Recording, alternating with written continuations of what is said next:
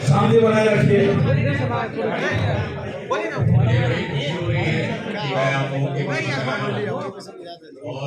आगे चल जाइए, आपको दिक्कत हो रहा है।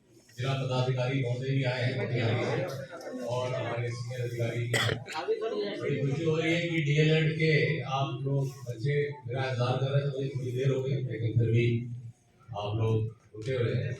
अब आप लोग, मुझे प्राचार्य महोदय ने बताया कि आज सारे आए, तो मैंने इनसे पूछा कि अगर मैं नहीं आता तब कितने आते थे, तो तब भी उन्होंने बताया कि 90% लोग अटेंडेंस है। तो मेरा ये कहना है कि 90% अटेंडेंस तो ठीक है, तो कौन है वो 10 लोग जो नहीं आते हैं? तो नहीं आना है। आप तो टीचर बनने जा रहे हैं, तो अगर आप ही क्लास नहीं आएंगे तो बच्चों को किस स्कूल से कहेंगे कि तुम क्लास आओ? है ना, कि तुम कभी मास्टर साहब ही, वरना बच्चा पकड़ के कहेगा मास्टर साहब आप तो कभी क्लास गए नहीं, अब मुझे कहते हैं क्लास में आने।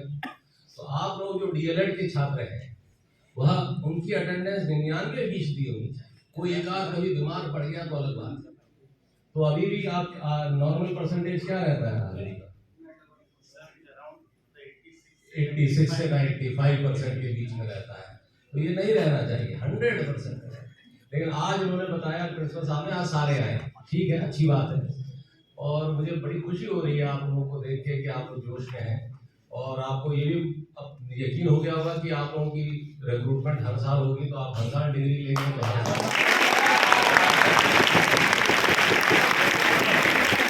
लेकिन डिग्री मेहनत से लेंगे, क्लास आके लेंगे। और टीचर बनिएगा तो गांव में जाके रहना। अगर गांव में नहीं रह सकते हैं तो हमारे यहाँ आवेदन देने की जरूरत नहीं है।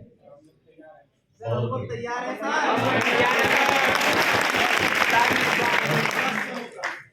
मुझे बड़ी खुशी हो रही है कि प्रिंसिपल साहब आप लोगों के तारीफ में बोल चुके हैं ऑलरेडी कि आप लोग सब काफ़ी तैयारी मेहनत से पढ़ाई कर रहे हैं। ये ज़रूरी है कि आप स्कूलों में जाने की आदत डालें, इसीलिए हम लोगों ने आदेश दिया था कि फर्स्ट हाफ में आप लोग स्कूलों में जाते, तो जा रहे हैं। आपकी आदत स्कूल जाने की अभी से ही लग जाए और शाम को आके फिर पढ़ते हैं। बहुत बढ़िया। तो स्कूलों में जाके पढ़ाने लगे तो कैसा लग रहा है अभी पढ़ाने का? बच्चे कितना प्यार करते हैं। यही काम है कि शिक्षक का पेशा बहुत सम्माननीय, बड़ी इज्जत मिलती है बच्चों से भी, बच्चों के अभिभावकों से भी, गांव वालों से। इसलिए आपने जो प्रोफेशन लिया है यह बड़ा नोबल प्रोफेशन। इसमें अब कोई गुंजाइश नहीं होती कि हम शिक्षक के बाद अब प्रमोट होके क्या होंगे, नहीं, जीवन भर आप शिक्षक रहेंगे, खाली आपकी तनख्वाह बढ़ती है। कभी आप प्राइमरी पढ़ाएंगे, कभी सेकेंडरी पढ़ाएंगे, कहीं मिडिल पढ़ाएंगे, कभी प्रिंसिपल हो जाएंगे, लेकिन रहेंगे आप तब भी टीचर। प्रिंसिपल भी तो टीचर ही होते हैं। तो ये हमें देखना है कि अगर टीचिंग से आपका नाता नहीं है, अगर टीचिंग आपको पसंद नहीं है, तो ये गलत डिग्री आपने ज्वाइन की। अगर आप टीचर अपने हॉबी या प्रोफेशन को अडॉप्ट करना चाहते हैं तभी इस डीएलएड की डिग्री मिलेगी। इस तरह मत आइए कि साहब कहीं कुछ नहीं हुआ, ना बीए हुआ, ना बीकॉम हुआ, तो चाह के डीएलएड करें। ठीक वैसा है भी नहीं, ना हो सकता है, इसमें भी तो कंपटीशन होता है। तो बहुत बढ़िया है, मुझे बड़ी खुशी हो रही है आप लोगों का जोश देख के।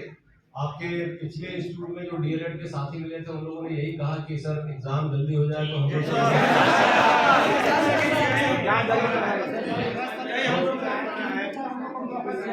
हाँ, तो आपका हर साल एग्जाम होगा और इस साल भी एग्जाम में आप लोग जब पास आउट हो रहे होंगे तो भी आपको अलाउ कर दिया जाएगा बैठने के लिए, इसमें कोई दिक्कत नहीं।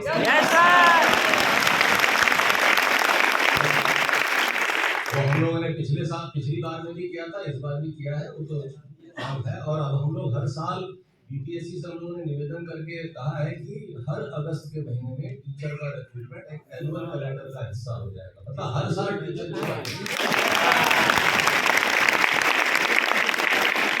क्योंकि प्रतिवर्ष एक कुछ लोग रिटायर होते हैं, कुछ वैकेंसी होती हैं, तो हर साल 50,000 की 40,000 की नियुक्ति तो होनी ही। अभी तो ये 2 राउंड जो हुआ है लाख का है, लेकिन इसमें भी वैकेंसी रह जाती है।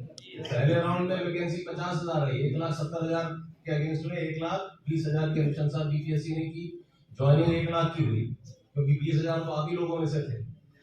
और उसके बाद कुछ नियोजित थे, तो नियोजित बीपीएससी में चले गए, तो वहां से वैकेंसी आ गई, तो अब वो वैकेंसी हम निकालेंगे।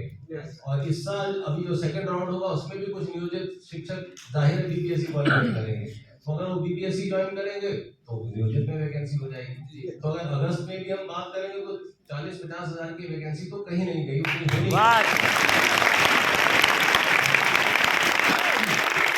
5 लाख का कार्डर है, जो कि अब अगले एक हफ्ते में 6 लाख का हो जाएगा। ये 6 लाख का कार्डर है, 10% तो एवरेज रिटायरमेंट रेट रहता है, तो 50 से 60,000 वैकेंसी आपकी हर अगस्त में रहेगी, आप चिंता ना करें। बस मेरा ये कहना है कि मेहनत से पढ़ाई करके डिग्री लें और स्कूल जाने की आदत रोज की अभी से ही डाल लें। इन्हीं स्कूलों में आपने पढ़ना है, इन्हीं स्कूलों में पढ़ाना है, तो बस यही जीवन है। और इसलिए आप शुरू में कुछ लोगों को लगा कि साहब रोज ना जाना पड़े, हमको तेल का खर्चा लगता है, तो हमने कहा भाई तेल का खर्चा जीवन भर लगेगा। अभी से अगर तुम्हें तेल के खर्चे की गणना करनी शुरू कर दी, तो जब टीचर बन जाओगे तभी तेल का खर्चा जोड़ोगे, फिर स्कूल आना बंद कर दोगे, फिर मुझे इंस्पेक्शन करना पड़ेगा, फिर मुझे तुम लोगों को पकड़ना पड़ेगा, तुम्हारे इनकी वेतन काटना पड़ेगा।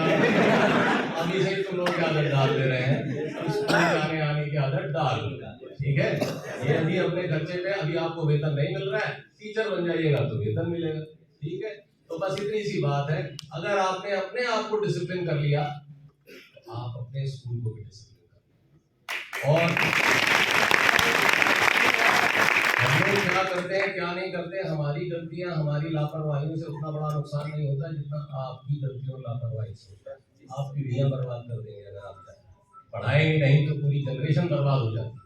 और अभी मैं जिन स्कूलों में बच्चों को देख के आया हूँ, जिसकी वजह से हम लोगों ने परेशान होकर ये मिशन दक्ष निकाला, हमने देखा कि बड़ी क्लास के बच्चे कुछ नहीं पढ़ पा रहे, एक शब्द नहीं पढ़ पा रहे, तो परेशान हुए हम लोग कि वो पीढ़ी तो बर्बाद हो गई।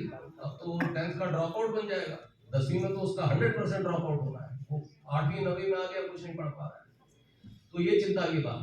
तो जब आप लोग भी जाए ना, सुबह जाते हैं 2 घंटा 3 घंटा पढ़ाने, कमजोर बच्चा रहता है, उसको आप अलग से कहिए कि हम तुमको अलग से कुछ दे के जा रहे हैं, पढ़ाएंगे, अब कल आके फिर तुमसे पूछेंगे, कुछ दिक्कत होगी हमको पूछोगे। लिखना पढ़ना बनाना सिखाओ, ठीक है। बेहतर जो बच्चा आगे इंटेलिजेंट होता है वो तो ठीक ही है, लेकिन जो बच्चा कमजोर होता है तो वो ऐसे की हीन भावना का शिकार हो जाता है, तो वो सब जगह से मतलब वो उसकी पर्सनैलिटी में हर जगह से उसको लाभ घुसे पड़ते हैं, उसकी अंतरात्मा में लाभ घुसे पड़ते हैं, उसको संभालना है।